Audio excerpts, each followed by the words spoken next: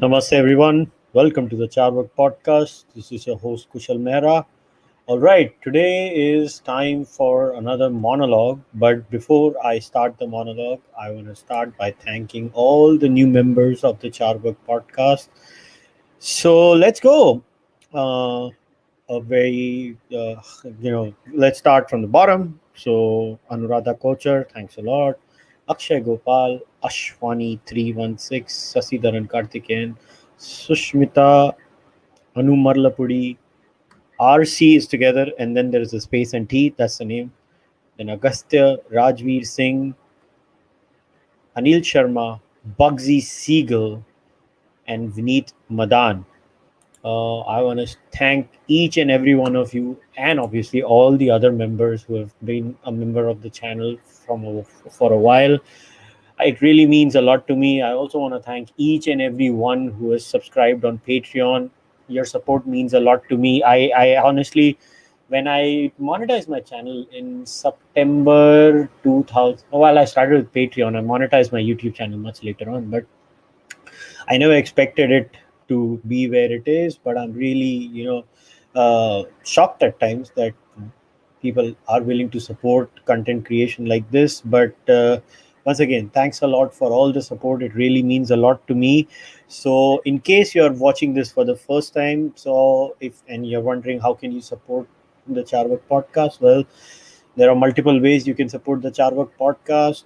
You can go on YouTube. On the YouTube channel there is a membership button or a tab there. You just click on the membership tab and you can select two tiers. The base level tier is Seekers, and then there is the next tier which is called the Speak With Me tier, where you get access to the Valmiki Ramayana discussions. Those discussions are obviously behind a paywall where we discuss the Valmiki Ramayana. Currently we are discussing the Kishkindha Kandam.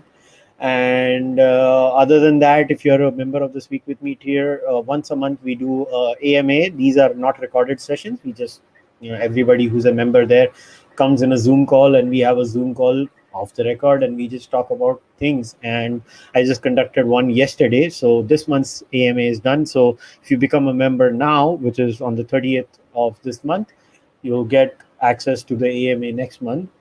Other than that, you can go on Patreon. If you go on Patreon and pledge there, you get access to the entire book discussions of the Aryan invasion, Aryan migration out of India hypothesis. I have covered 7 books completely, a few papers. We're doing an 8th book right now. We'll be doing the 9th book again, and then something of a surprise where we will be doing a holistic compilation of all this where we go forward. And in that also, if you pledge $5 and above, you get access to the Valmiki Ramayana discussions, but you don't get the AMA. If you want to buy the Charvak podcast merch, well, you can do it by just going on kushalmehra.com, and you can click on the shop tab there and you can buy the merch there. Now, what was happening was a lot of people were outside India, so they were like, we can't buy the merchandise. So obviously people who are manufacturing the merchandise, that is Kadak merch. So I told them to kind of, put the Charvak podcast merch on Kadak merch too. So now even they have started their portal. So you can go on. So if you see on the bottom of the screen, you can go on kadakmerch.com/collection/the Charvak podcast. So you can buy the merchandise from Kadak merch too. The prices are the same. It doesn't vary. You buy it on kushalmehra.com or Kadak merch. You can buy it any place you want to. And the thing is, if you're an international viewer of the podcast outside India, so you can go on Kadak Merch and you can place your orders there. So especially for the international viewers, I think Kadak Merch is the better option. Other than that, a lot of people say, no, we don't want to go on Patreon or YouTube and just send you money directly. Well, in that case, you can send the money directly via UPI at kushalmehra@ICICI. And now that I've said that, let's start with today's monologue. Now, I'll give you a bit of a background as to why I waited for so long, because you might say, oh, a lot of water has flown under the bridge. So, Kushal, why did you decide to talk about Hinduism in academia after such a long time? Well, it's my nature. I like to see what people are saying. If it's going to be the same stuff, then, and I don't see myself adding any value to the subject, because I really am not someone who's into clickbait. I don't care if people want me to speak on. I don't want to speak on every issue. I want to speak on things that I like to. Also, just I forgot one more thing. You can ask your questions. I'll be speaking for the first 20-25 minutes of this monologue, maybe 30 minutes, and then I'll start looking at what you guys have said. And obviously, I'll be taking the super chats first. If there are other questions which I find interesting, I might take some of them. If I don't find anything interesting, I'll just wrap up the chat and I'll move forward. So if you have any questions, better ask a super chat question, and I'll take them after my monologue is done. Now, so the title of today's monologue was Hinduism in Academia. Now, there's a background to this. Obviously, you've had two major incidents that have happened at least in the last a month and a half, if you were to say. One is the case of Rashmi in Oxford, where she was appointed as uh, you know, a head of a particular group inside Oxford, and then she had to be removed from there. And the other was the case of Rutgers University, where the Hindu Students Association in Rutgers had made some concerns and complaints about Audrey Truschke, Lady Teja, aka Audrey Mata, Hum Sabki Mata. So, and there was a certain response that came out from Howard and Rutgers both. And I mean, I don't need to read the responses of the universities, it's immaterial to what I'm trying to say. But the response had a certain pattern. And now, what was that pattern? The pattern was of, we don't care what you think, you are wrong, we know what is right, and all of you need to conform to our worldview, which is why I named today's monologue as Hinduism in Academia, for a specific reason. Because this is not what has happened with Rashmi or what has happened in Rutgers. This has been happening forever. So let us lay down the scenario of how things are when it comes to Hinduism studies across the globe, including India. So Hinduism studies cutting across, especially in the western part of the world. It doesn't matter whether it's university in England or in some parts of Europe, um, or it is in the United States of America or Canada. There is a trend. Hinduism studies departments, or Indology departments to be even more precise, are controlled by a certain type of people. You can do surveys after surveys. I am willing to put my neck on the line for this. You will find that a disproportionate ratio of these people who are scholars will be either Marxists or open Marxists or extreme postmodernists, or if not them, at least left of center. You will rarely find someone inside those departments that are Hindus who are from a native traditional perspective. You will find there the token one, they have to. But if you look at if you survey the departments, the Indology departments of all universities that matter across the globe, inside India, outside India, you will see this trend. It is totally controlled by a certain ideology. Now, how has this happened? Now we all know, the deal Indira Gandhi made with the communists in the 70s for staying in power. So she basically let them control the academia completely. And I mean, so one day I was thinking, in fact, I want to know your views also. So what was the bigger crime? Imposing the emergency or cutting a deal with the communists, which basically gave them the levers of power as far as the dissemination of discourse when it comes to our civilizational identity is concerned. I'm personally torn. I mean, as much as I hate the emergency, and if I was born at that time, I would have been on the streets opposing the emergency and going to jail myself.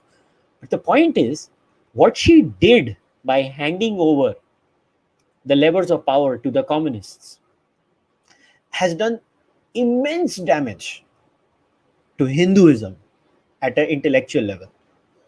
The definitions of what Hinduism is.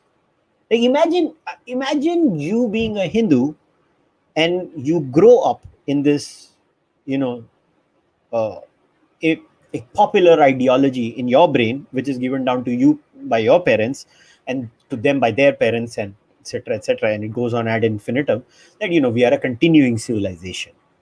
We are a civilization that at least has been continuing for 6,000 years, at least on a conservative side. Could go to maybe 7, 8,000 years too, depending on archaeological artifacts, etc. But at least it's 6,000 years old. We're a continuous civilization, which starts from the Indus Valley civilization or the Saraswati Sindhu civilization, whatever you want to call it. And we are at this phase right now. And then, because what happens is most of us don't go inside humanities, right? We don't go to these departments.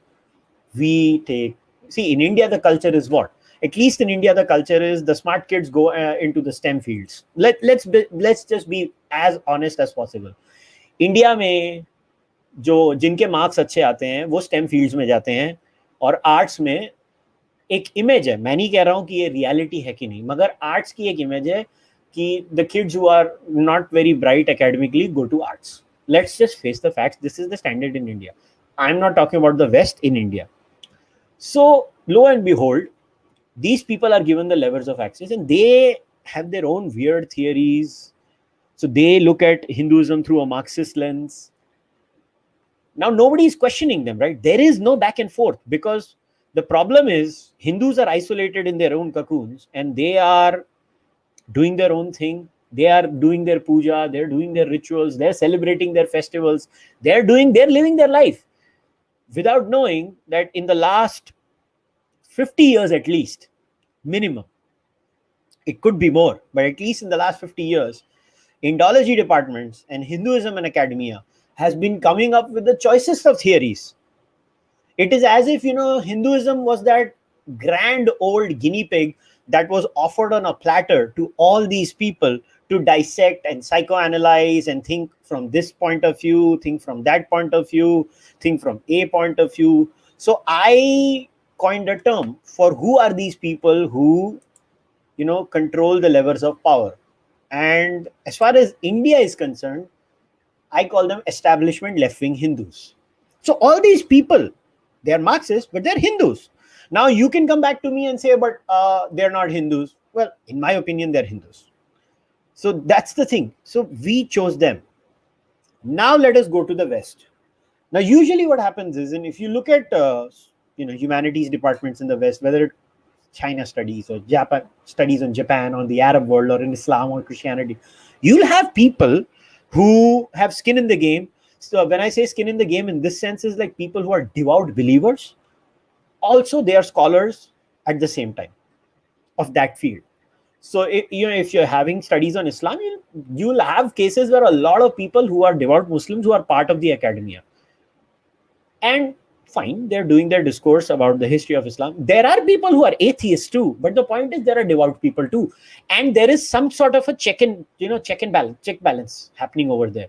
That if somebody goes out of the way, the devout skin in the game person comes and checks them, and then they take their words back, or they don't cross certain lines. Same thing happens in China studies. Same thing happens when it's on studies in Japan. But did this happen outside India when it comes to Hinduism, Hindus, and India? No, it didn't. You will hardly find people with skin in the game. I'm not saying they have to be brown. I'm saying people with skin in the game in these departments. So these people were smart. I have to give it to them, these humanities folks in the West. They realized that there were just too many white people in this. So how do we solve this? Because the natural thing is that somebody might come back and tell them, hang on, all of you are white. It's like a bunch of white folks deciding on behalf of all brown folks. So this is what they do. They hire these establishment left-wing Hindus. These establishment left-wing Hindus are not creating any original content. So here is the irony. So the white guy in the Western academia, or the white woman in the Western academia, is thinking, we have a problem. How do we solve it? Here is the Indian. So these white people have been generating content for a few years already. Now the funny part is, all this content has been consumed by these people in India or of Indian origin who are the establishment left-wing Hindus.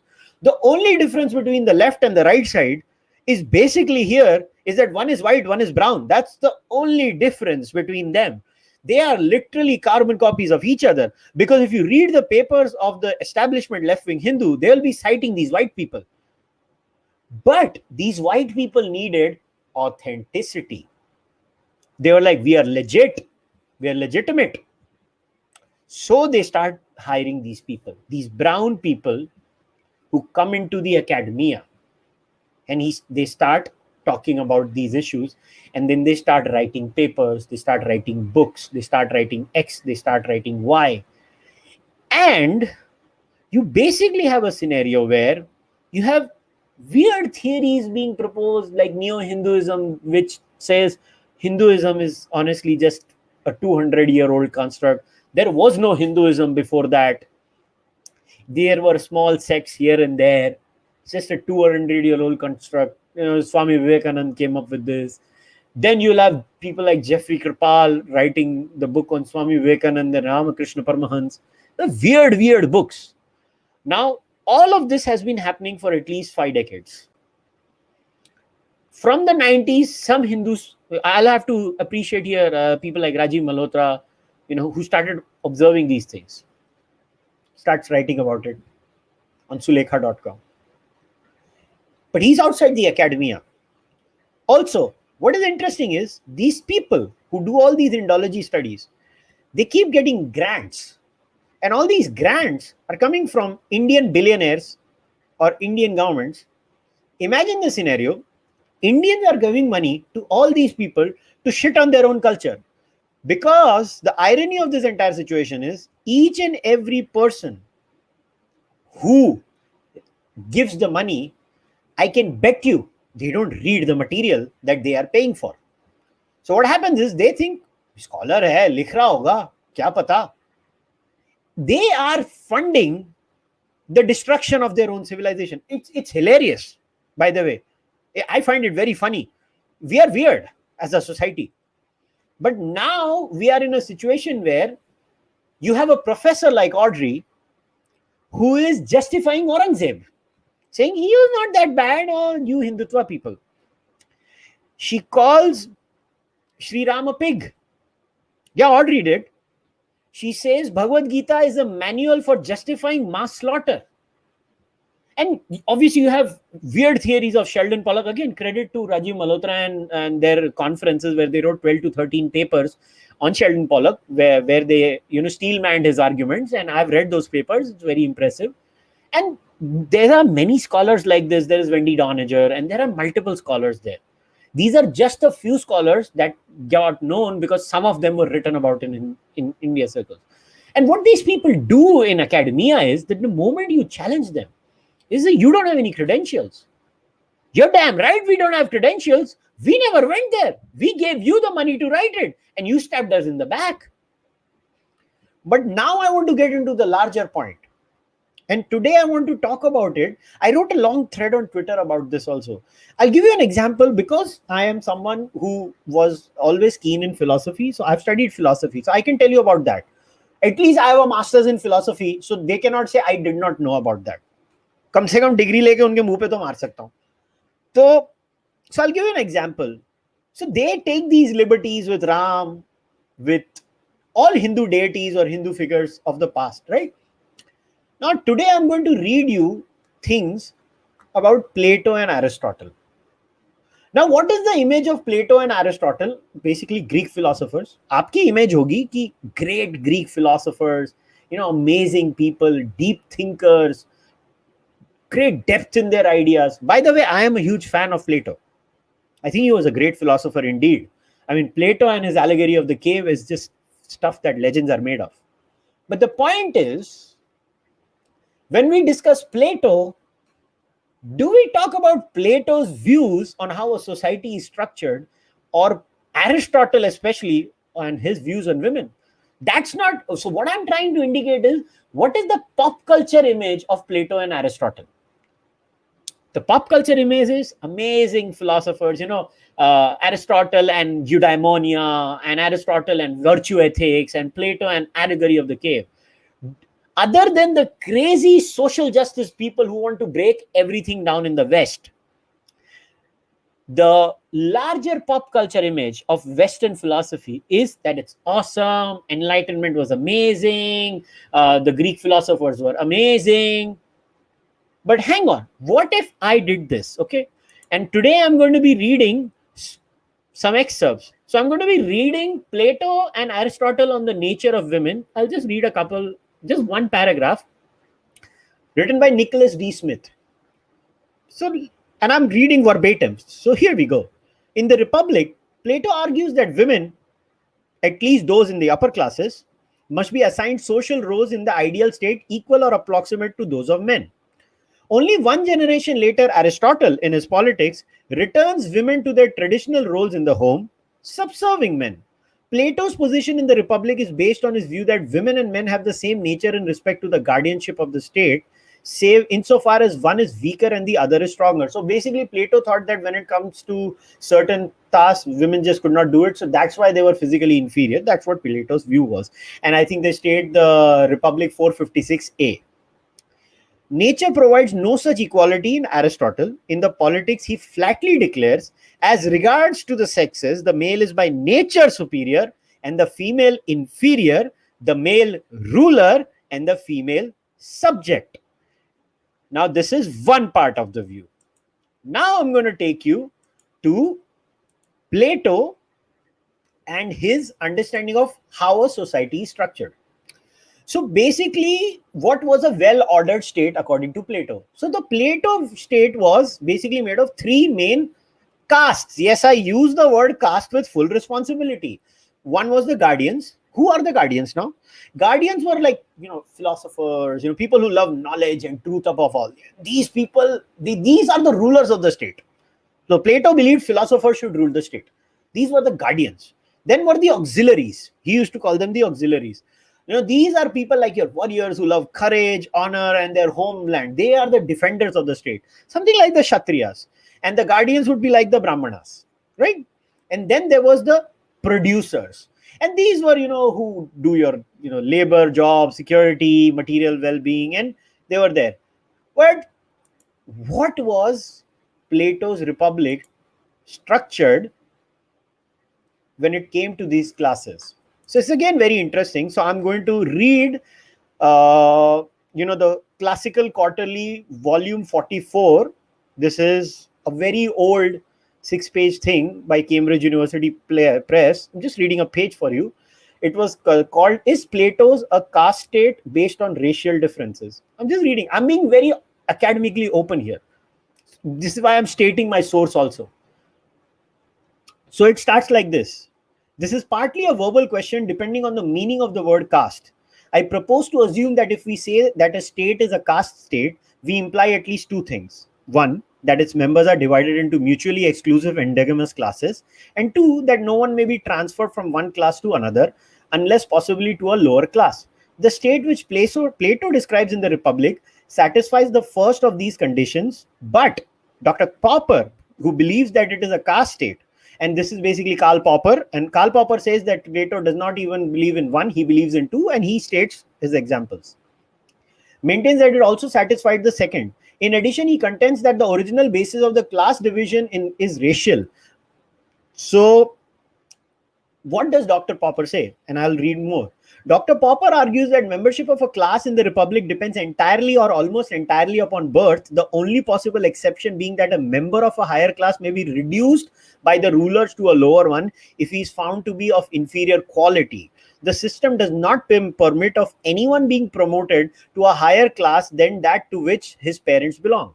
Dr. Popper does not deny that Plato directly contradicts this by laying down the rule that, in quotes, if in these classes, that is of artisans, etc., children are born with an admixture of gold and silver, they shall do them honor and appoint the first to be guardians, the second to be auxiliaries. But he contends that Plato rescinds this rule in later passages. These later passages, he thinks, represent Plato's real views, and he suggests that Plato's initial statement to the contrary is due to his reluctance to prefer his racialism at once in its more radical form, since he knew it to be against the democratic and humanitarian tendencies of his time.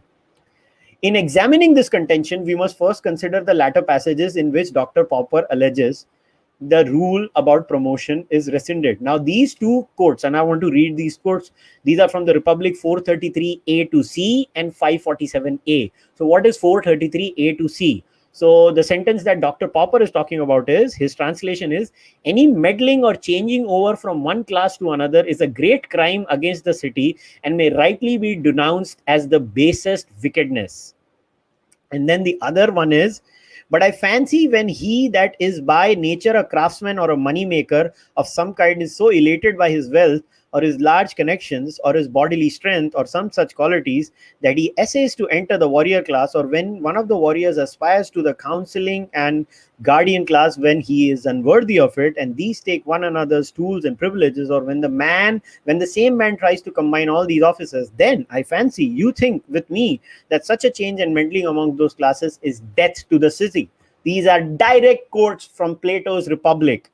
And all of these were mentioned by The Open Society and Its Enemies, volume 1 of Karl Popper.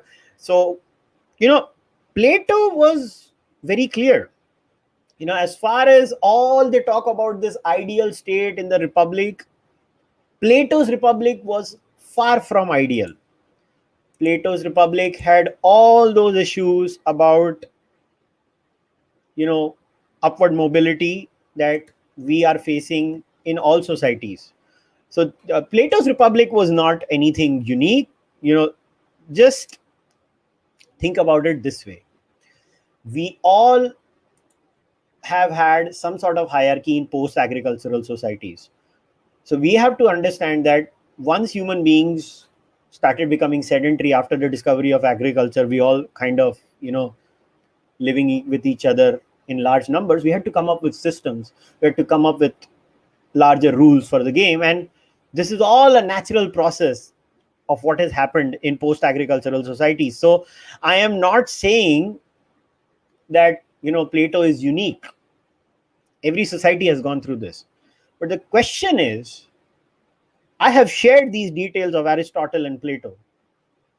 But how is Hinduism discussed in comparison to other religions and subjects? That is the question we need to ask. So when it comes to Hinduism and the discourse of Hinduism, what is the pop culture image of Hinduism? Is the pop culture image of amazing philosophers, man, awesome philosophers. When you look at them, they came up with the concept of monism in the Upanishads, and then the concept of monism of the Upanishads was taken by them and went all the way to the Greek philosophers, and then the Greek philosophers were inspired by the monism of the Upanishads. Yes, that's a fact. By the way, my source is not one Indian. My source is Thomas Machiavelli, and you can go and check it. It's a 1,000-page book. It's an amazing book. Many things were taken by the Indians from the Greek philosophers too, before you get excited and think that everything is one-sided. No. It was an interchange of ideas from both sides. But yes, but our pop culture image is cash cows and curry, and their pop culture image is amazing philosopher, eudaimonia, Plato's Republic, allegory of the cave, blah blah blah blah blah blah. Why this asymmetry? This is because Hindus in the last 50 years have not paid attention to discourse in humanities, on Hinduism, on Hindu society, on Hindus as a people. We let them do whatever they wanted to do, and to be very honest, now the cat is out of the bag. Now we cannot control it. Now they say what they want to say. Now look at the scenario of Audrey, right? Now, do you think anybody will dare have this kind of a professor in a university that has these fantastic views about Prophet Muhammad, like Audrey has about Bhagwan Sri Ram? Do you think it will happen in a Western university? Leave that. Do you think you will have a professor, mainstream professor, having such fantastic views about Jesus Christ or Mother Mary? You will not have it. Look, what now I'm waiting for someone who will come and say, but look, they had Piss Christ in America. They had this there. You are talking about the outside academia culture. Give me an example inside academia that qualifies like Audrey. It is not there. And if there, they are not considered to be the serious mainstream opinion makers. That is what I'm trying to say. They are not the mainstream opinion makers. Audrey is now the go-to person for Mughal history. Bullshit. This is my point. So now to the last part. Now, how do we deal with this? Now, is the solution that a lot of, I've heard a lot of these Hindus who go and basically dismiss the entire Western scholarship, like all and sundry. And then there are some obscure people coming up with obscure theories which have no basis in archaeology, no basis in anthropology, no basis in evolutionary psychology, and they just come up with bombastic conclusions. Is that the solution? Or is the solution, which some people are trying to do, is use the same postmodern tools and start using it on them?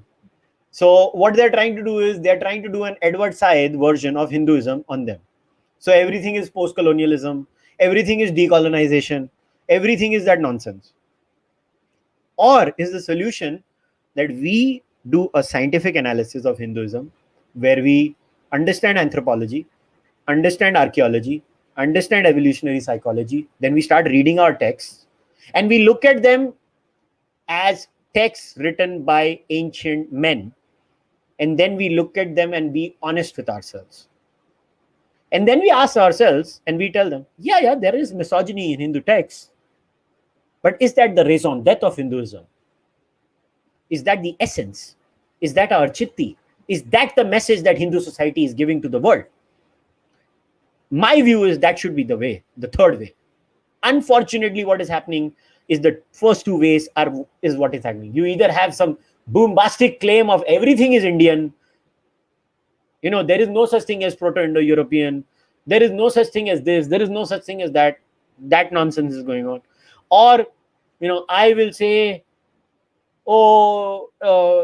this is a Western construct. These are Western lenses being applied. Anthropology is also a Western construct. Science is also a Western construct, and become a totally crazy postmodernist. I don't think that is a solution either.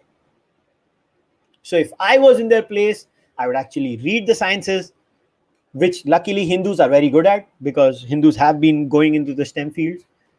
We start applying those principles, getting into humanities, and start applying those principles on humanities. And we start taking what is rightfully ours back with us.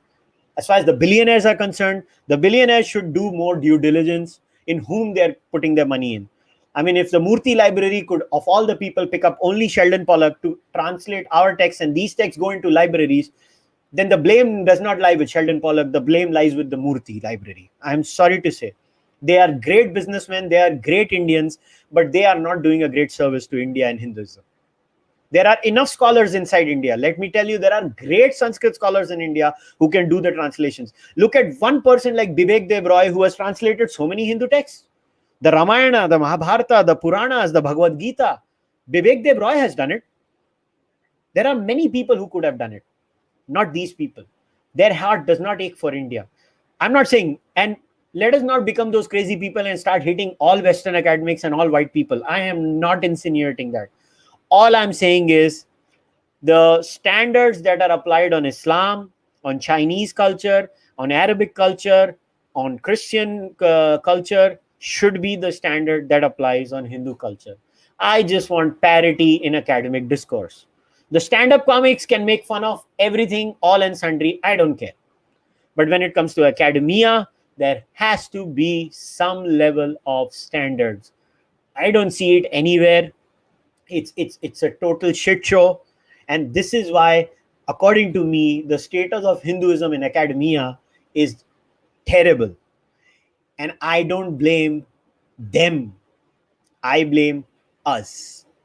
I blame Hindus, and that includes me. That includes you, all of you who watch my podcast with me. I blame all of us for this mess that we've created. We are all to be blamed because we never cared. We never read their papers. We never read their books. We never questioned them then. Today we are. Better late than never. Today we are pushing back against the Audrey. Today we are standing up for a Rashmi. But the point is, it should have happened 30 years ago. Maybe all this rubbish would not have come out. Maybe all the nonsensical versions of Hinduism would not have come out. But they have now. and now it's going to be an uphill battle. But I still believe that you have to start reading social sciences. You have to read their material, which is why when I see shitty Twitter threads where they say, oh, what's the point of reading books? अरे पढ़ोगे नहीं तो ये हालत हो गई है. पढ़ना शुरू करो. जब इनको पढ़ोगे तब पता चलेगा ये बोल क्या रहे हैं. Anyways, it's 30, almost 36 minutes. I apologize. I crossed my 30-minute mark.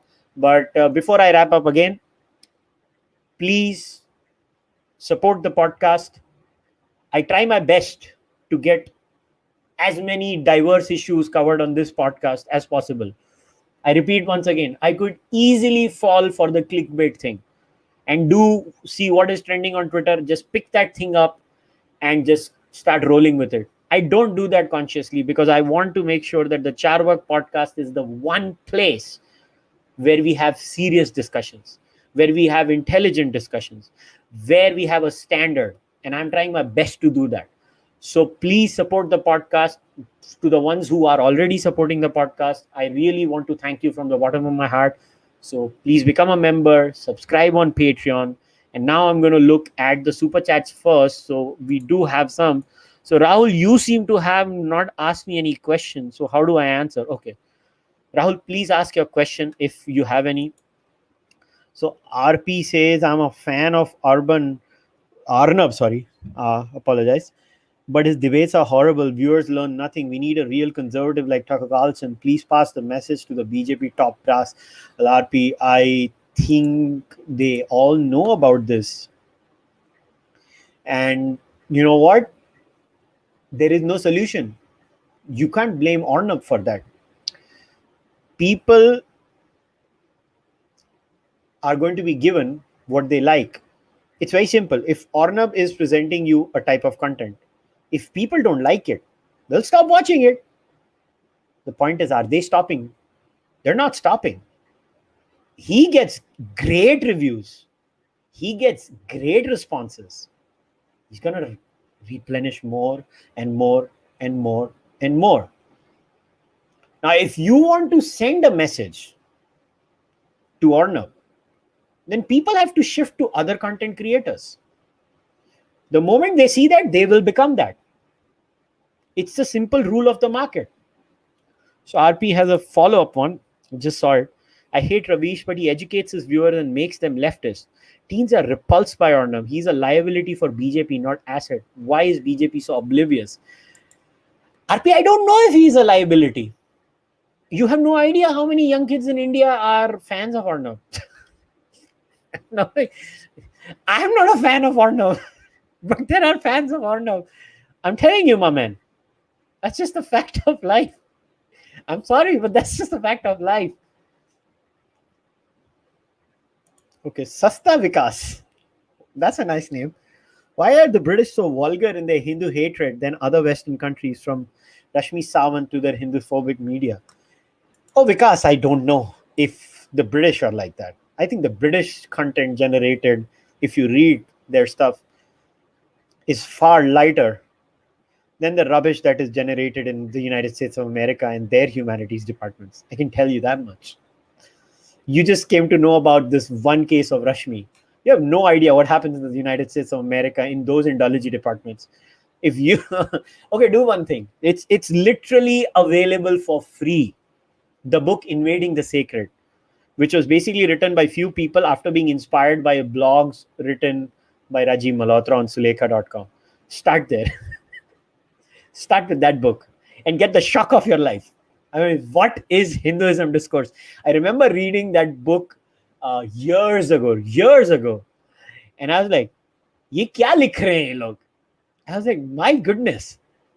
So yeah, shout out to Rajiv Malhotra for the good work he has done. I mean, I don't agree with most things he says these days, but credit where it's due. That man opened up the eyes of so many Indians single-handedly. Rajiv Malhotra gets the credit. So shout out to Rajiv ji. And now I'm going to scroll up and see, okay, Sriram, I'll take your question. At the university, I got a PhD. We had ISKCON people give vegetarian food for $4 on campus.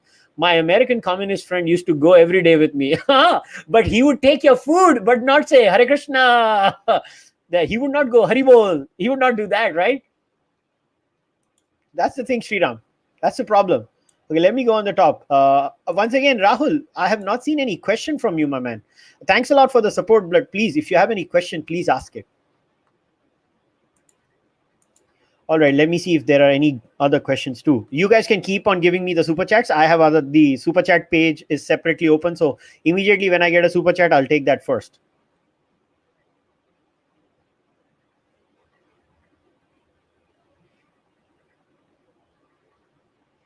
Hmm.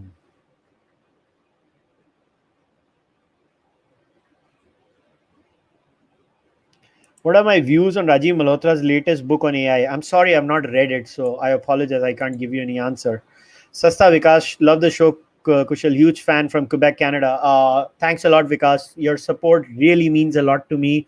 Especially you're a Canadian, so you're from my Sasural. So special love for that.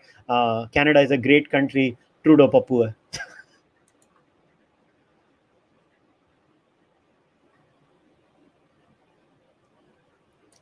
Yeah, I always talk about the Abrahamic lens, Shreyas. I told you so that my critique of postmodern Hindus has always been that they try to decolonize Hinduism. I want to de-Abrahamize Hinduism. I think colonization was a problem, but you don't have the colonial lens on Hinduism study. You have the Abrahamic lens on Hinduism studies. Colonialism is fine. They came and they went. Big deal. We need to get over that. What we need to focus on is the Abrahamization in the Hinduism department. That's the one that matters the most. Unfortunately, the postmodern Hindus, they don't give a shit about that, which is, you know what? It's a travesty, my man. It is a travesty. They don't care. And you know what? They love postmodernism is because it's like a drug. Postmodernism is a drug. You get, you get really high on it because it's so relativistic. There is no right and wrong, this or that. It's a very pathetic epistemology. Let's just put it that way.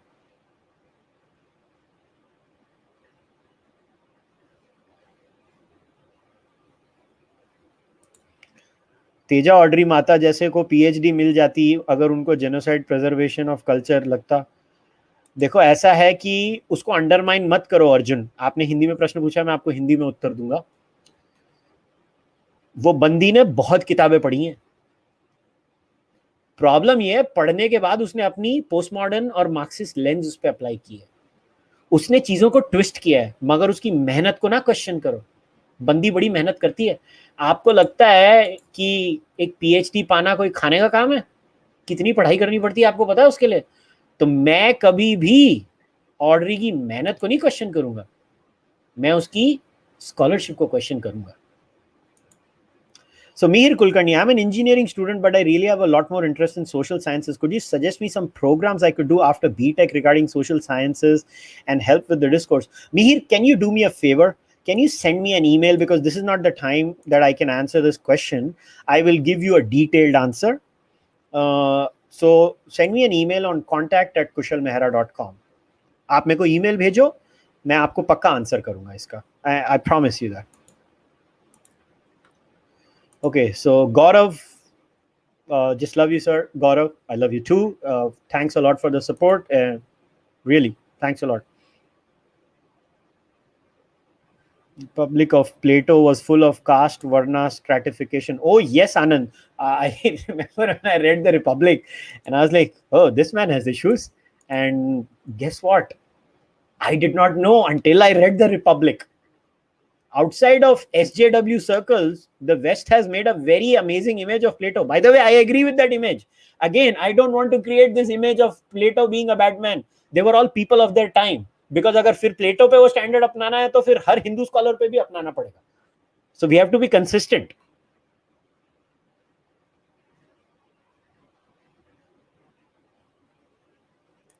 So very good question, Shreyans. If the pagan cultures of the West, like Greco-Roman, Egyptians, and Nordic pagans survived, will there be a better understanding of Hinduism in the West? Absolutely, Shreyans. Problem क्या होगी मालूम है? Shreyans, in the West, the only good pagan is the dead pagan. I say this with full responsibility. The only good pagan is a dead pagan, which is why they have so much resentment. All this rubbish that is spewed about Hinduism in Western academia is all anti-paganism. I say this with full responsibility, and if you disagree with me, I want to hear you out. I genuinely want to hear you out. So let me take a few more questions. Anand, the issue is the foremost scholars on many Hindu scriptures are in mutts and pithas with focus inwards rather than outward to the masses. Spot on, Anand. ये बहुत बड़ी समस्या है. We have to get them out. We have to get them out.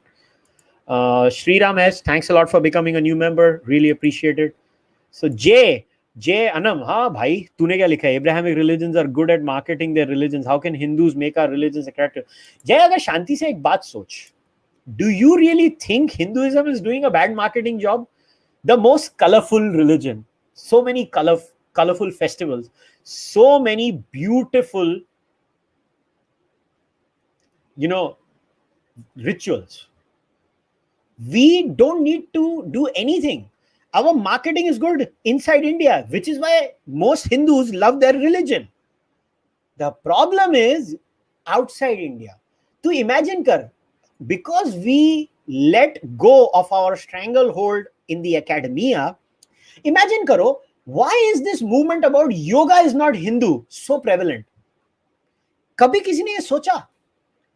Nobody in the world would do this. Only Hinduism के साथ ही हो रहा है. Yoga is scientific, कोई बोलता है. Yoga is universal, कोई बोलता है. Yoga is Hindu, कोई नहीं बोलता है. Because Hinduism has such a bad pop culture image in the West. And that stems from the academia, which is why to all my, because look, 40% of my audience is diaspora Hindus, especially in the Western nations. So America, Canada, UK, Europe. Guys, you have to go into those departments, especially you. And to the ones in India, obviously, aapko bhi karna padega. Magar especially you people in the West. Yaar, kabhi to socho. Why is yoga not Hindu? I mean, what the hell? It stems from that image that the academia created about Hinduism. A, it is a new religion. And B, it is a dirty religion. I mean, what the hell? All right, a few more questions. Varun Narayanaswamy, Kushal, Punekar here. I'm fed up with these nonsensical lockdowns, curfews, and now we have 8 p.m. curfews. My friends don't seem to realize this power grab by the Maharashtra government. How to explain to them? Varun, you and I are in the same boat, my man. I don't know. I like to wear a mask. I like to practice social distancing wherever possible. And I wash my hands and face all the time. Beyond that, I believe life should go on. Imagine this, Varun. We were told the lockdown was done originally so that we can increase bed capacity, so that when we get the second wave, we don't have to lock down. And we are back in the same situation again. Isn't it wonderful? Varun, I have no answers other than all your friends must be work from home people because they have a work from home job. Tell them how to run a factory by work from home. Tell them to give an answer for that roadside tapri, that sandwich wala at the station, that sandwich wala outside the bus stop, that small restaurant. How do they run their business? Do they have a right to livelihood or not? Ask them that question. They will not have a question. And then you will insult them and tell them, Sale, tum log sab log selfish tuchhe logo. You deserve to be shamed. So don't do anything else other than shame them. Shubham Mishra, thanks for becoming a member. Really appreciate it. Shubham, if you have any question, please ask a question. So, all right. So I have a couple of more questions. Let me take them first. Vasuki Venkatesh, I'll be going to University of Texas for MS and CS for fall 2021. Is it the right choice to make now? Is it really safe? Absolutely, Vasuki. Please go study, make tons of money, and keep raising your noise if you see Hinduphobia. That's all I'm saying. Stand up for your Hinduness. Don't be a Hindu bigot, but stand up for your Hinduness. And be smart. You don't need to be openly Hindutva to be Hindutva. Be smart. Jagira बनो. वो scene याद है ना China का, क्या था, China gate picture थी जिसमें प्रोफेसर बाहर आता है, जोश में जगीरा को अटैक करता है, जगीरा उसको मार देता है और बाद में बोलता है, प्रोफेसर तेरी प्रॉब्लम यही थी कि तुझमें बहादुरी थी, कमीनापन नहीं ला पाए. हम सबको बहादुर बनना है और कमीना भी बनना है. स्मार्टली अटैक करो इनको. मेरे जैसे लोग अटैक करेंगे, ये लोग मुझे नहीं कुछ कर सकते. तो ओपन अटैक ऑन ऑड्री माता मुझे करने दो, तुम लोग सटल अटैक करो. हिंदू स्टूडेंट्स काउंसिल के मेंबर बनो. स्टूडेंट काउंसिल्स को उसके इन सब हिंदू फोब्स के बारे में हिंदू स्टूडेंट काउंसिल को लेटर लिखने को बोलो, बार-बार लेटर लिखने को बोलो. Okay, the Buddha dude updating Hindu theology with latest quantum AI. Look, I don't know if theology and quantum mechanics can really overlap with each other. I don't want to break your heart, but I believe that when religion and science, I've done a monologue on this. I think You should watch that. You'll understand my views better rather than me understanding answering this in a couple of minutes. You look at my first 4 or 5 monologues, just go to the playlist, you'll get all the answers for these questions.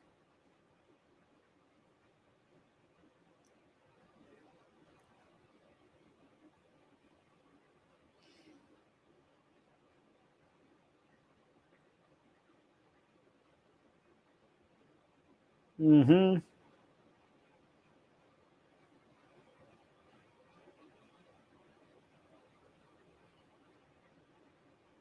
All right, Rahul, you have a question. What races existed in the geographical location of Plato's Republic? How were the guardians, artisans, and merchants classes proportioned among races? Well, there were multiple races over there, so there were slaves during that time too. But I'll have to check and get back to you with actual. There were different races. So I'll have to check the ratio. I don't remember that exactly, but it still doesn't matter, right? Like, it's not like in India there were multiple races, but India still came up with the caste system, right? The Varna Jati. Hierarchies don't need different races. You can be bigoted to your own race too. Look what we did to our own race of people in India. So it doesn't matter, Rahul. You see what I'm trying to say? Okay, what is the difference? Why do the Americans exert so much in service and sacrifice for the elevation of, I don't want to use the word, and why do have the Hindus cared to do nothing about the elevation of the untouchables? Uh Alpesh, we cannot say Hindus have not done anything. There have been reformers time and again in the Hindu pantheon in the history of Hinduism. Is it sufficient? No. In fact, let me tell you one place where I believe we are far better than the Americans. Uh, I'll tell you what. The day we got independence, the first thing we did, Alpesh, was give reservations to the SC/STs. We recognized the historical pap. I'm not using the word sin, I'm using the word pap for a specific reason. Because I don't want to talk about sin, because then it's like eternal damnation and all of that. I don't want to get into that. हमने हमारे पाप का प्रायश्चित करने का निर्णय लिया as a republic, and which is why I totally support reservations for SC/STs. America's biggest mistake was they should have done something about the African American problem. They did not do that, and today that society is breaking. Because let me tell you, the moment India did reservations, that entire historically deprived class of people felt they were part of the system, they were part of the society. It was the brilliance of our founding fathers in this subject that we managed to solve that problem. Societally, we are still suffering a lot. Casteism is not as bad as it was, let's say, in the 80s or the 70s. It is far better. It does exist. People like me try to talk about it, even at the cost of frustrating a lot of my BJP support base viewership. I don't care. I will always talk about it. I will always stand up for the annihilation of Jati and Varna, because I think Hinduism can survive without Jati and Varna too. And let's see how it goes. As far as America is concerned, well, that's their problem, my friend. I don't care for them beyond a point. Look, could you forward your answer of Mihir Kulkarni to me as well? I too am interested in the social sciences question. Sure, look, I'll do that.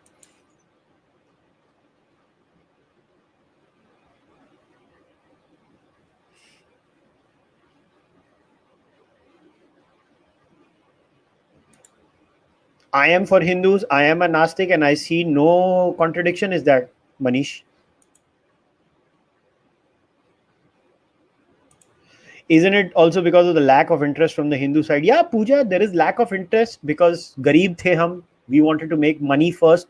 मगर अब हमारे में से बहुत लोगों ने पैसे बना लिए हैं. डायस्पोरा ने तो बहुत पैसे बना लिए हैं. अब थोड़े डायस्पोरा के बच्चों को सोशल साइंसेस में जाना चाहिए.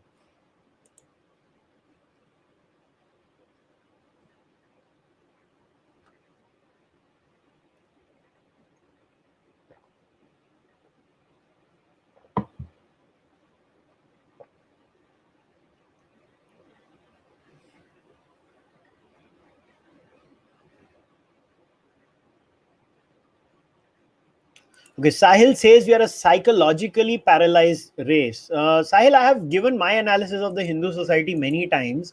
I have said there are two kinds of Hindus in India. I'm not saying there are only two, but largely two kinds of Hindus. In the socio-political realm, uh, one one Hindu is uh, what I call the Hindu that suffers from Stockholm syndrome, that has fell in love with the abuser. Hordes and hordes of people came. They have fallen in love with them. Like Aurangzeb is amazing. अरे किस angle से भाई? कौन से angle से Aurangzeb is amazing? And the next set of Hindus is where all of us fall in. The PTSD Hindus, the post-traumatic stress disorder Hindus, where we are too much into हाय हमें मार दिया, हम क्या करेंगे, मैं बर्बाद हो गया, हुनकी करा. Both need to get over it in decent proportion, is my answer. So Anish Joshi, you have asked, any chance I'll join Sham's Discord? यार Anish, मेरे से नहीं होगा. I'm very sorry. मैं already इतनी चीजें कर रहा हूँ. I'm too busy with so many things. I can't join the Discord. I'm really sorry. You want to talk to me? The best thing is become a Speak With Me tier member. Once a month, I have 1.5 hour, 1 hour 45 minutes allocated to all those members. Some of them might be watching this live stream right now. I think Lok and Pooja are the Speak With Me tier members. You ask them. We have amazing conversations. Join that tier and talk with me. That is the best time.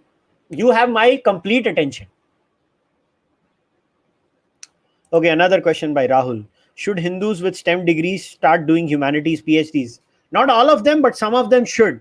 Especially the ones who are like into psychology and some hard like physics degree or maybe some biology degree. They could maybe try it out. I'm really serious. Anish, you've become a member. Thank you very much.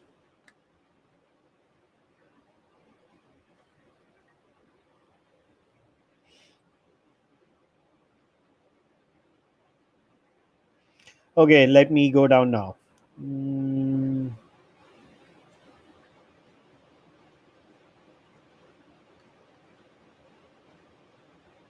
All right, Mihir. In caste, although terrible today, do you think even the different castes have a certain affinity to their identities in Hinduism? We have many different ways of practice and even celebrations. Well, do they have an affinity to their Kula Devta or do they have an affinity to their caste, right? Jati? Those are two different issues. What is their jati? Okay, so what is your jati, Mihir? If I would ask you this question, define your jati identity for you. Your jati identity is nothing but your Kula Devta and a few stories about people from your jati. So then my question is, Mihir, let me flip it out. Is Shivaji a Maratha hero or a pan-India hero? Think about it. I think Shivaji is a pan-India hero. So where does the Maratha angle come in this? Why can't we celebrate Shivaji as a pan-India hero?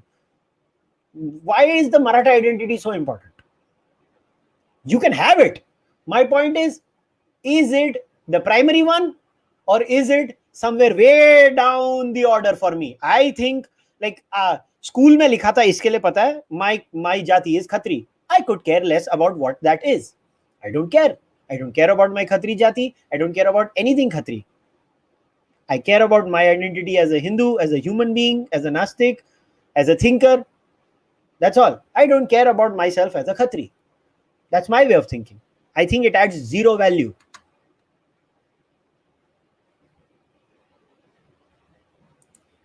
मैं 2 बार बुला चुका हूं भाई, मुबा ला ला ला मैं 2 बार आनंद रंगनाथन को बुला चुका हूं पॉडकास्ट पे, आप जाके देख लो. Malli Anumula, thanks a lot for becoming a member.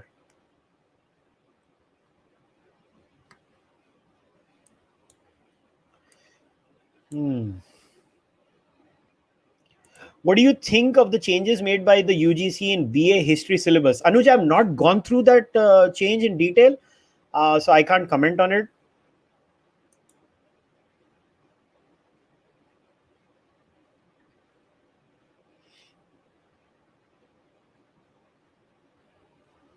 Okay, good question, Raj. Very good question. They are anti-Hindu as they have this anti-pagan bias.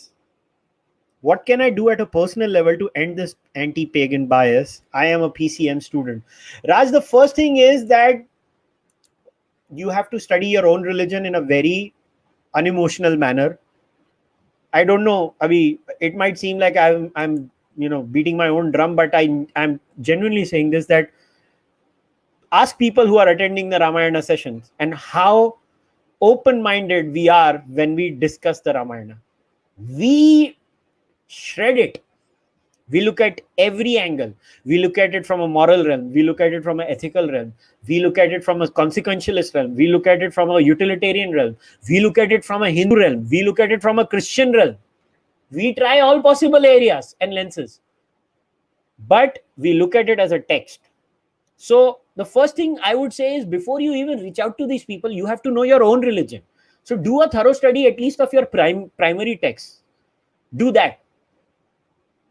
And then when you develop that confidence, you will realize that when somebody talks about it, you just smash them like this. Like for me now, to talk to someone about Hinduism is so easy because I've been doing this for so many years.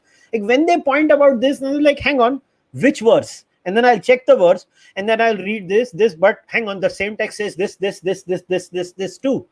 And then they shut up. So what they do, they don't talk to me. But the point is, I beat them.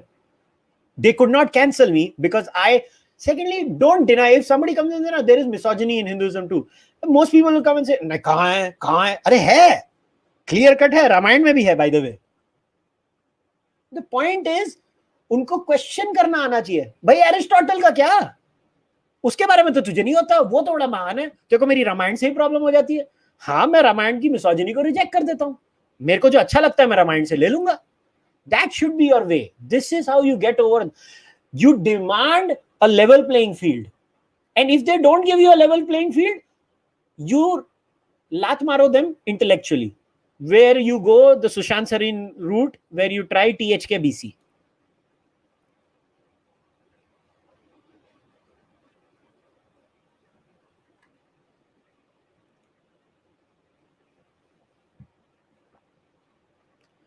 Kingshuk Bishwas. Every ancient culture has died except Hindu-Indian culture. Do you think Indian culture can survive? Absolutely. It is not only going to survive, it is going to be alive and kicking. I am not at all negative about that.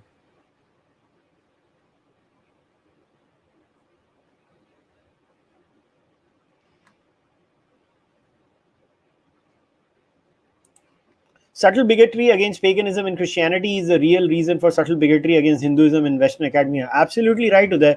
I told you what happened was even the atheists, they did not get rid of their anti-pagan bias. And Uday, you must have noticed in all my criticisms of ex-Muslims especially, I've always criticized their anti-pagan mindset. And they hate it when I say that because they don't understand when I say that. They get very rattled when I accuse them of that. But because they are so Abrahamized in their brain, they don't understand it. But it's okay. Who cares?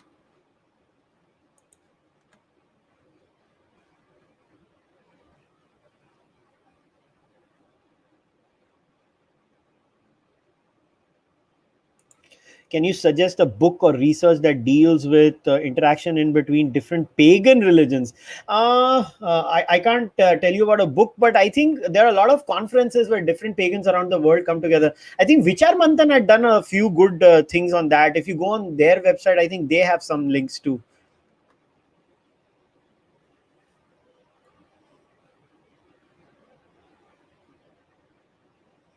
Okay. Anish, thoughts on creating a framework for a modern Aam Aadmi to understand Hinduism in a short amount of time? The hurdle I see is committing time. Anish, I have explained who is a Hindu in a detailed monologue. You can refer to that. Poonam, when are you going to do a similar study with Islam and Christianity and do it with the Vishnu Puran? This is a documentation of Hinduism till end of. Poonam, मैंने तो पूरी कुरान की summary डाल के रखी हुई है और पूरी बाइबल की डाल के रखी हुई है. सबसे पहले तो मैंने उनको किया. आपने पढ़ा नहीं है, मैं कुछ नहीं कर सकता. सबसे पहले मैंने वो किया था. I read 4 translations of the Quran, Pictol, Marmaduke, Abdullah Shafi, and Sahih International. With the Bible, I read the American Standard Version and the other one I forgot. यार कौन सा था, मैं नाम भूल गया. I've just lost it. I did that. I read multiple translations, went and shared verses after verses of the Bible and Quran. ये तो मैं बहुत पहले कर चुका हूँ. ये तो मुझे लगता है 5-6 साल हो गए ये करके. 5-6 साल हो गए. The Maharashtra lockdown is to increase the pocket capacity. Perfect.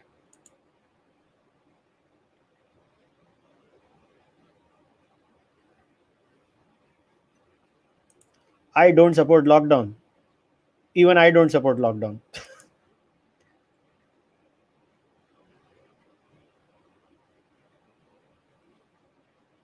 Okay, so we have someone from Nepal.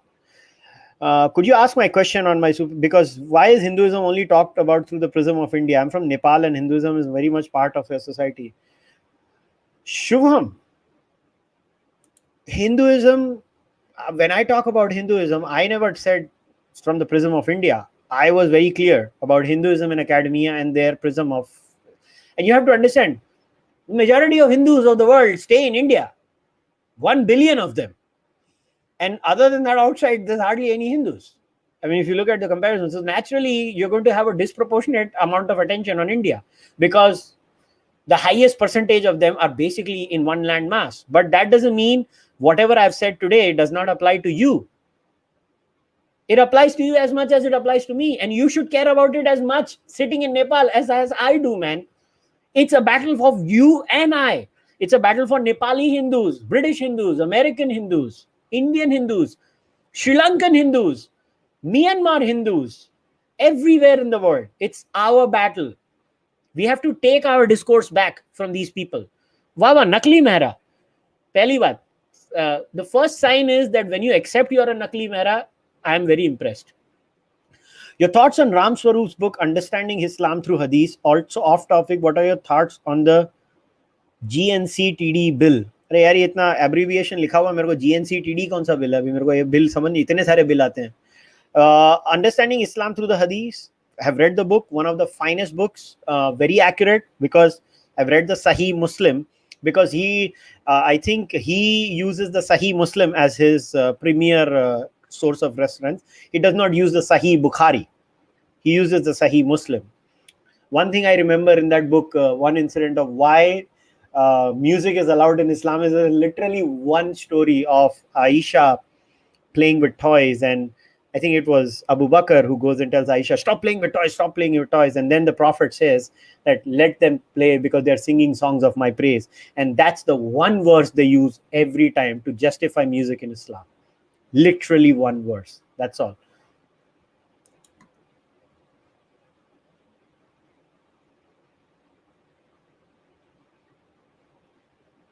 Mm-hmm.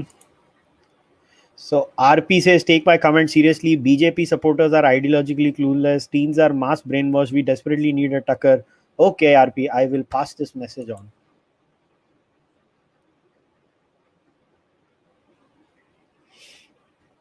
Hindu councils are led by ABCD Hindus. That's okay, man. They're still Hindus.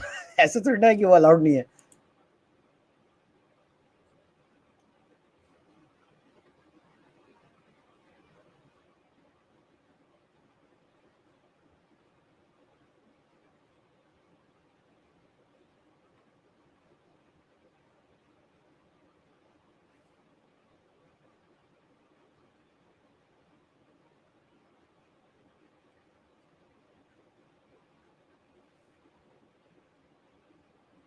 Is there any book on Dalit persecution I can read? Because I hear they were, but to what extent? You can start with your religious texts, the Smriti texts. Then you can look at Ambedkar's books. There's so many books. You really need to find evidence. Just start living in India. You will see Dalit persecution.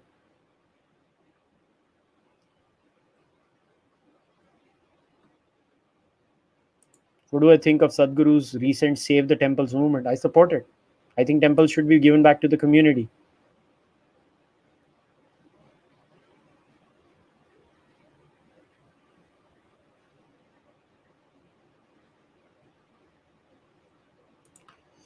Diaspora के बच्चे ही तो anti Hindu stuffs करते हैं campus वाले सारे थोड़ा ना करते हैं भाई तुमने एक देख लिया डायस्पोरा के कितने बच्चे हैं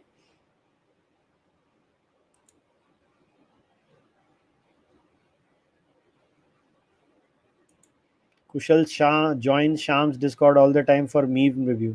ओ भाई अनंग मेरे को माफ कर दे तू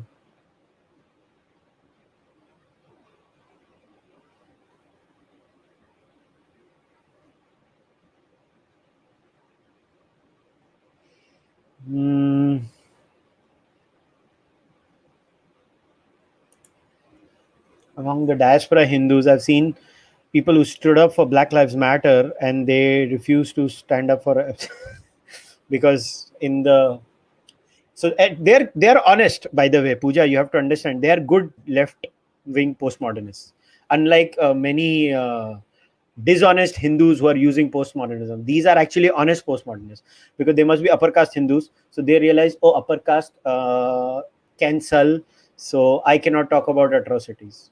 So they're actually the proper postmodern Hindu.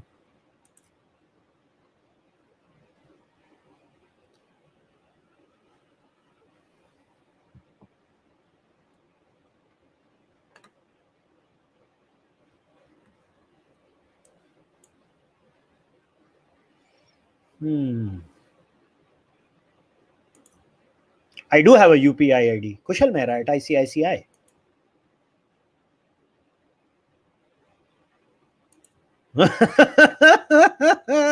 Aurangzeb is a pan-Indian Hindu, but Shivaji is a local warlord, according to a person living in New Jersey. Yeah, Medha, can we have a Muslim guest who lived both in India and abroad? They can perhaps discuss how Islam is practiced in India versus the rest of the world. That's a good suggestion, Medha. किसको किसको फरीद जकारिया को बुलाओ, वो सबसे घटिया इंसान होगा.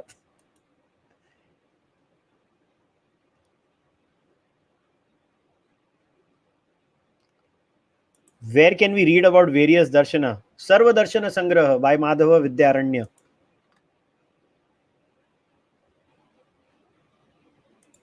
What are my thoughts on caste discrimination by lower caste and upper caste? That is also wrong.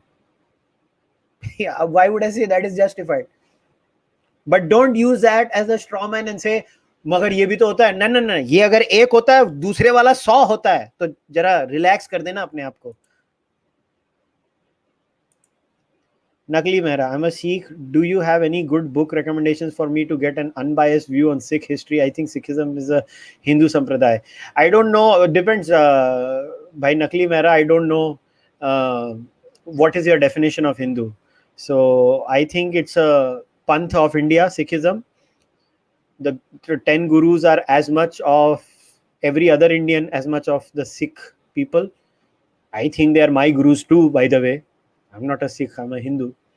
So a Hindu in the other sense. I agree with you. I think the word Hindu should be used loosely for all Indians, and then you should have a Vaishnavite, a Shaivite, a Charvak, a Sankhya, those kinds of things.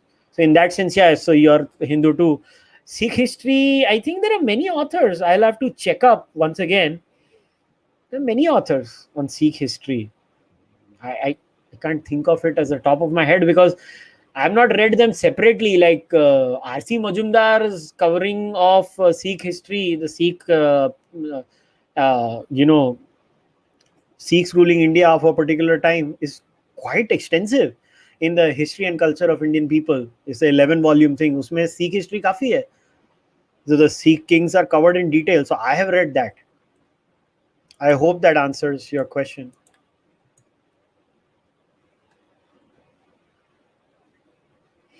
Hmm. Okay. Himanshu Satvik. Should financial based reservation be the norm going forward in India, or is caste based reservation going to stay, which also results in feeding those in power? Himanshu, how are you going to manage to do financial based reservation? So I had raised this question to people who recommended that. So what is going to be your cutoff point? 5,000 rupees a month? Those who make that? Official statistics के हिसाब से मैंने check किया था 5,000 rupees में 90% of India को reservation देना पड़ेगा भाई साहब. And are we really denying that the torture that the SC/STs faced in this country has not given them a raw deal? Are you really insinuating that? It doesn't. Don't you see how hard it is for them? Like यार आज भी in our country you have a scenario where एक दलित समाज का लड़का शादी करता है और घोड़ी पे बैठ के जाता है और उसको मारते हैं कि तू घोड़ी पे क्यों बैठ गया. यार ये कहाँ होता है हमारे साथ. उनके साथ होता है ये. It's not fair. I think there is a case for them being given reservations.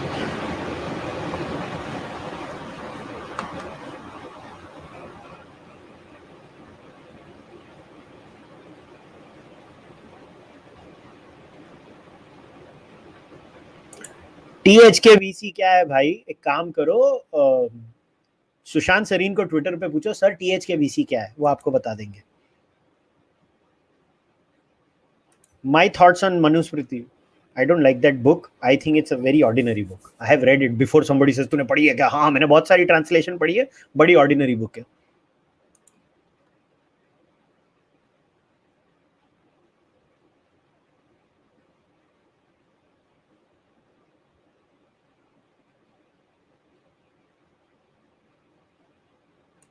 हैं?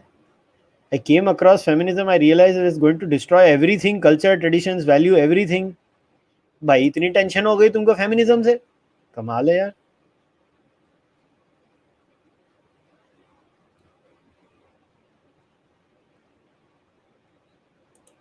How can you get access to my Ramayana sessions? Well, you can become a member of the Speak With Me tier, and there, if you look at the community page, I always post the links to the Ramayana sessions, and you can just click them all and watch them one after the other. It's very simple. I hope that answers your question.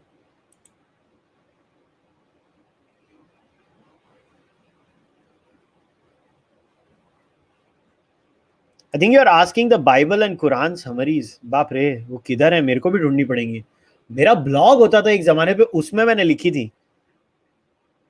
मुझे ढूंढनी पड़ेगी खुद. मुझे email करना, मैं भेज दूंगा.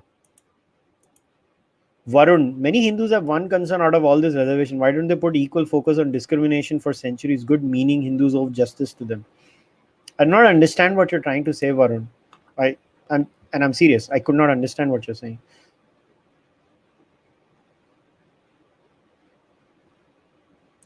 Do you think reservations in colleges and jobs should continue forever? No, I don't mean to say it should continue forever. They're needed as of now, considering our social realities. The more capitalists we get, I think the more we'll be in a position to get rid of all these things.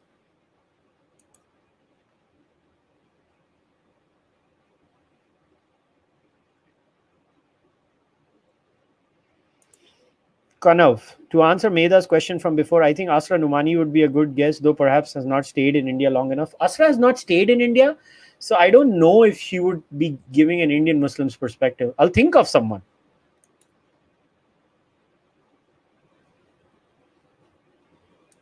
Will you ever do a discussion on Manusmriti? Lo. Once I'm done with the Ramayana, I'm going to discuss not just the Manusmriti. I'm going to discuss the Manusmriti, the Innevalke Smriti, and the Parashara Smriti. 3 Smritis. Back to back. Bumper offer. All for members only.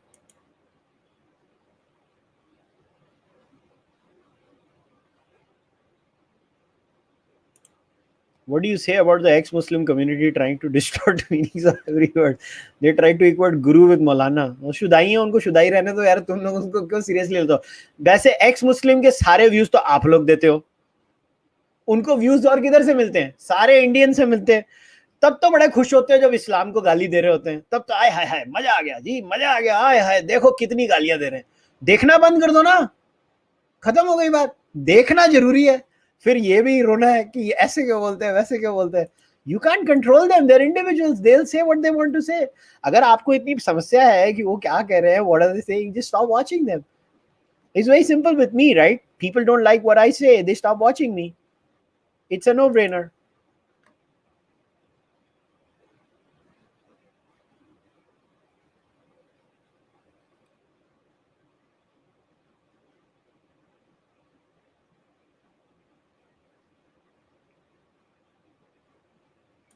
What are my views on Jesus' lost years? Yeah, so it's just he's a child and then he goes into a certain age. I honestly don't care. I really don't care. There is a lot of scholarship that even says now that there might there not even be a real Jesus in that sense. So yeah.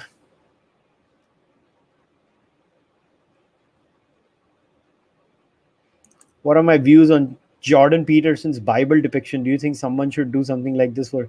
It's somebody is already doing all these things for Hindu texts. Jordan likes to call these things what metaphorical truths. I don't know. I mean, sometimes they are metaphorical truths, but then many times they're not. It's like I've addressed this issue in one of my monologues that I call the no true translation fallacy. If you go and listen to that, I think you'll get where I'm coming from. Gut feeling on who will win Nandigram tomorrow. I think Mamata Banerjee.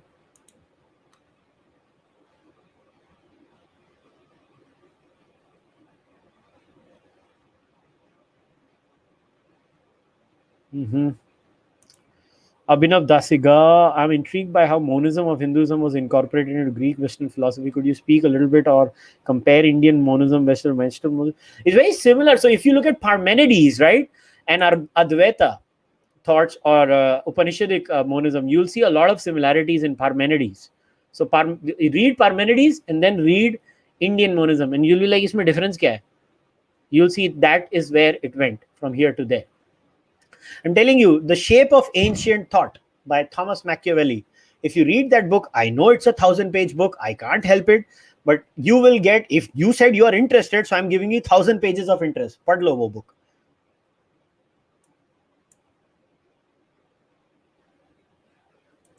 Oh, yeah, the Delhi bill.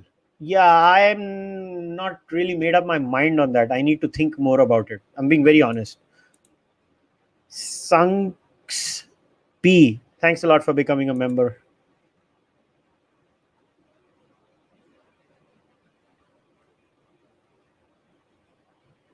Mm.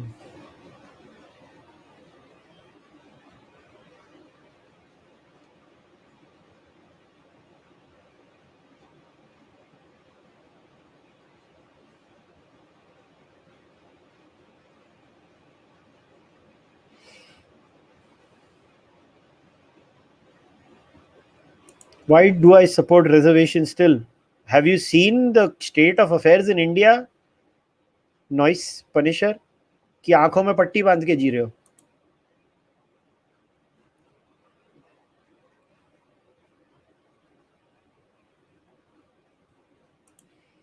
Varun, apropos to the earlier comment, most Hindus have selective focus on reservation because it is affecting them. Talk about economic basis is to bypass the whole rationale reason why it is there in the first place. Yeah, I get it. I think the financial argument is bollocks. Like I said, I mean, what will be your cutoff for the financial argument? Like 10,000, 5,000. I gave you the number for 5,000. 90% लोग आ जाएंगे उसमें.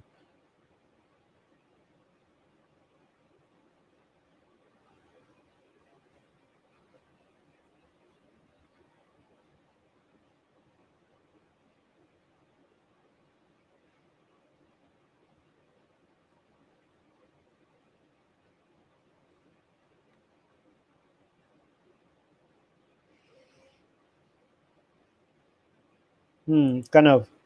Along with running the podcast, do you have any plans on teaching philosophy? I can't teach it. I can discuss it. I don't think so. I'm qualified to teach it, but I can definitely discuss it. I may want. I mean, I'll give you a very honest answer here. Like when we were doing Ramayana, so there were these sargas where Rama talks about you know individual freedom and moral responsibility. So in those kinds of occasions, I try to bring in free will versus determinism, those kinds of issues. So I am in a way talking about philosophy in my Ramayana discussions, and I talk about them a lot of times. So I'll tell them, okay, then what is determinism? What does determinism mean? Then what is um, free will? What does free will mean? Where does it come from? Then what does compatibilism mean? What does libertarian free will mean? And there are these different sorts of concepts, and then where do we stand? So what does Rama mean here in this sarga? Does he mean we have free will or we don't? That kind of a thing. So I do cover it. So when you go through those sessions, you get a lot of philosophy anyways. So I don't think so you need a separate thing. Oh wow, only those who follow Jesus must get reservations. Wow, besharam.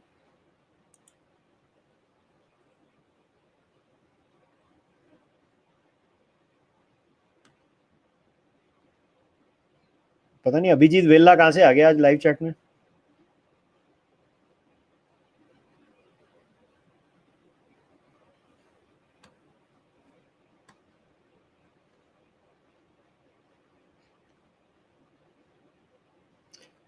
Okay, और कुछ है?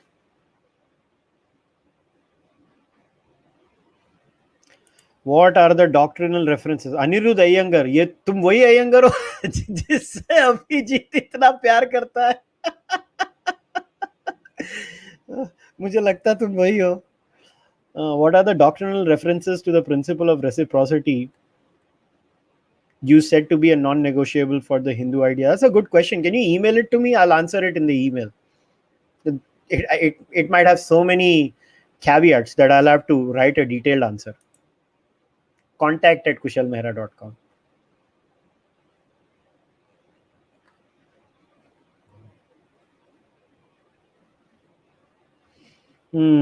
Let me see. Is there any other question? Books on Upanishads. Well, you can read the principal Upanishads. I am not saying it's the best translation. I think it's a decent translation by Sarvapalli Radhakrishnan. The principal Upanishads. Again तुम लोग बोलोगे बार बार 1000 page की book क्यों recommend कर देता, मगर option नहीं है कोई. 14 उपनिषद कवर्ड है, पढ़ लो.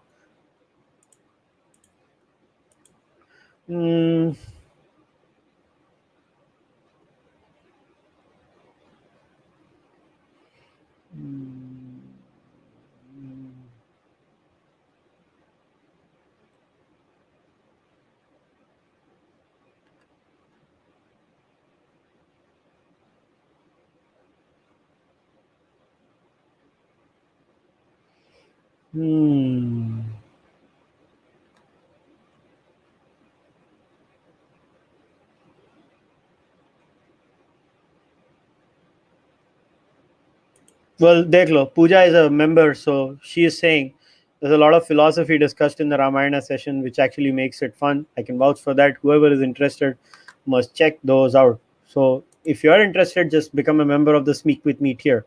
So ईमेल बता दे भाई. ईमेल, एक मिनट यार, ईमेल डाल देता हूँ. ये लो, contact@kushalmehra.com. ये है मेरा ईमेल. ईमेल भेज देना.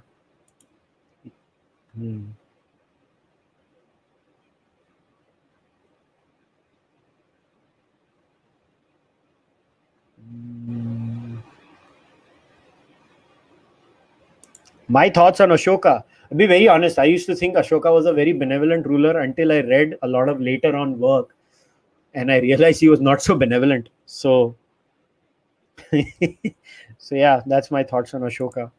He's not that great. Look at this hater. Look at him. I'll fix him on Thursday. Don't worry.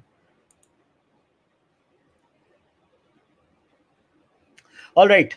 I guess और कोई क्वेश्चन नहीं है. कौन सा है यार उत्सव उदय? Where is it? Can you type it again? I don't see any by Utsav. Let me refresh my page, the super chat page. I didn't see it yet. Oh, now it. Whoa, now it pops up. What is the difference between free and hate speech? I think you have asked the wrong question. Hate speech is a subset of free speech. There is no difference between them.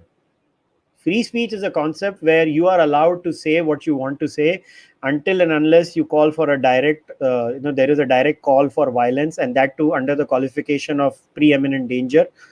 And hate speech is thus a subset of the different kinds of speech that you make. So I think your question is wrong. I don't know. So I guess I've covered that too. Is there any other? Okay, Varun. US-centric question. There is an undercurrent here among academics to establish that caste, aka inequality, is an indispensable part of Hinduism. Effort to establish that Hinduism is not consistent with Human Rights Article 1. Well, the question they should be asked is that why is caste a prerequisite for being a Hindu? Why is it that? How do they base it on that? What are the sources? What are the texts they base it on? Because if you look at the Vedas, even the Purusha Suktam, it just talks about the nature of the Purusha. It doesn't say the feet are inferior, the head is superior. So the Vedas are out. The Upanishads, other than one obscure mention here or there, does not talk about inferiority. The Bhagavad Gita 9.32 does not endorse casteism, but what Bhagavad Gita 9.32 talks about is, And I think Uday might remember this because in one of the AMAs, 9.32 was discussed when Uday was like, tell me something about Bhagavad Gita. And I shared 9.32. Uday was not happy. And Uday is in the live chat. So I just used that example. So 9.32 says that it doesn't matter if you're a Vaishya, Shudra, or a woman, you all come to me. So is that casteism? It's not that Krishna is saying that I'm a caste, so you caste is real.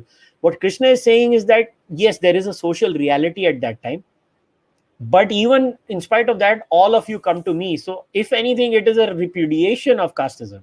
And then obviously there is that thing where Krishna says chaturvarna maya srishtam guru karma vibhagascha, where you have to be judged by your guna karma, not by your janma. There are casteist elements in the smritis, I'm not going to deny that. But then why do these people make Hinduism reduced to the smritis, where Hinduism is clearly about the shrutis, not the smritis? So there you go. I hope I've answered your question, Varun. I'm not saying caste is not an integral part of Hinduism. It is. I'm just saying it can be rejected lock, stock, and barrel. But caste is not the raison d'etre of Hinduism. That's what I'm trying to say. It's not the essence. It's not the chitti of Hinduism. Or in Punjabi, it's not the jugni of Hinduism.